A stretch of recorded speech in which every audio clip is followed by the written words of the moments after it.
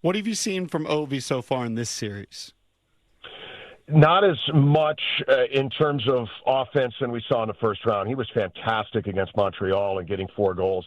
It's been a little tougher, I think, for him to get chances in this series. The pace of the game is really, really tough. But I think that finding Alexei Protas on that line, I think it's going to get better because getting Protas back in that spot, and we saw that last night for the first time, getting elevated to the top line, it helps open up some time and space on that top line and for Dylan to be able to get him the puck. I think there's going to be more looks for him moving forward in the series. The guy that I'm just so impressed by and so proud of is Connor McMichael. I mean, he has been from the first shift in the first game against Montreal. He's skating 1,000,000 miles an hour. He's tied with Ovi for the team lead in goals.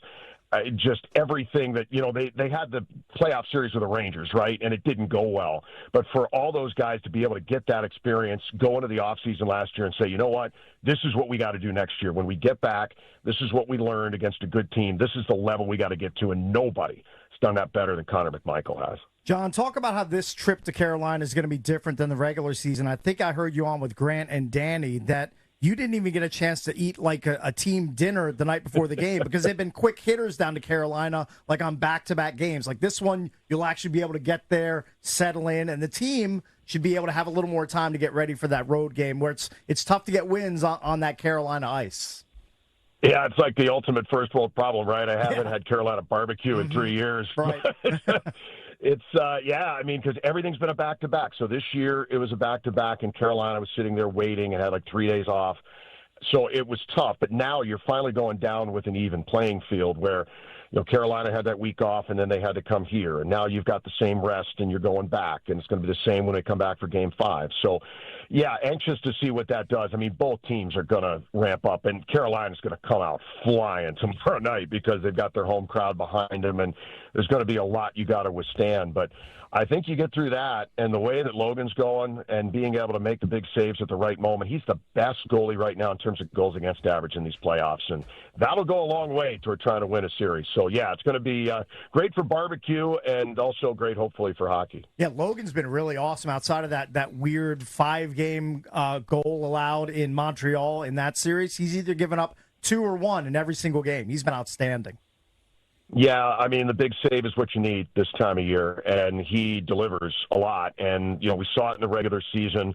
It's funny, his former team's down 2-0. Vegas lost again last night and lost both at home. So now the Golden Knights are struggling, and suddenly Logan thriving here and gets the series tied and hopefully can get a series lead tomorrow night. But they would not be where they are without the play of Logan Thompson. What a pickup last summer. A guy who earned the big ticket for the next 6 years, but not even $1 million this year coming in here and doing this. And the guys don't get paid in the playoffs. So unbelievable season. You talk about betting on yourself and turning it into a life-changing deal. He certainly did that this year. John, what was your thoughts on Carb's decision to make Ryan Leonard the healthy scratch and put and activate Radish? Yeah, I thought it was the right move. I mean, Ryan is a guy who's going to be really good for this team, but I think it's sometimes beneficial to see one from the press box. He's kind of caught a moving train here where you come out of college on the 1st of April and you played in every game. And, I think getting into the system sometimes it takes a little bit. And, there were a little bit of wheel wobbles in his game, but I think he's going to be tremendous. The thing I really like, and he will get back in at some point, I like his physicality, and I like the fact he doesn't back down from anything. Right. And that will be a benefit not only now when he gets back in at some point, but certainly in the future. Not a fight that kid won't back down from. So very, very bright future for him. John, I don't ever take baths, but I would like to bathe in the tears of all the Tom Wilson crybabies that think he's just a one-dimensional goon-like player. I mean, that couldn't be further from the truth. Well, they don't know hockey. I mean, he scored over 30 goals this year, and we saw just in last night's game with him sprawling on the ice, blocking shots, going hard to the net, just doing all the little things, aside from having really good scoring prowess that makes him like a one-of-one type player in the league. Couldn't agree more. And I had said at one point in the third period last night, before he got the empty netter at the end, I said, even though he doesn't have a goal or it doesn't necessarily have the points in the game, I thought he was the number one star even before that. And I was really glad that they named him such because I thought that might have been the best game he's ever played as a Washington Capital. Just laying out, leading by example, throwing his body in harm's way, preventing scoring chances, helping out his goaltender, inspiring the rest of his teammates. I mean, 31 other teams would love to have that guy.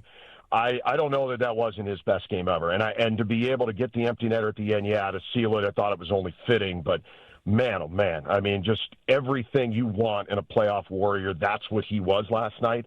And that's when you need everybody pulling on that same rope. But you need your leaders in the room to say, listen, this is how this is going to go down tonight. And I thought from the very beginning of the game, that's what he did.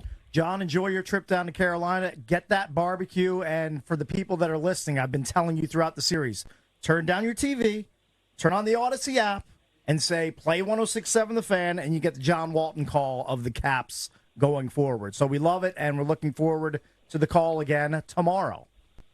I appreciate it so much, fellas. Thank you so much. Go All right, Caps. J-Dub. All right, thank you, buddy. Let's go Caps. It's okay to believe.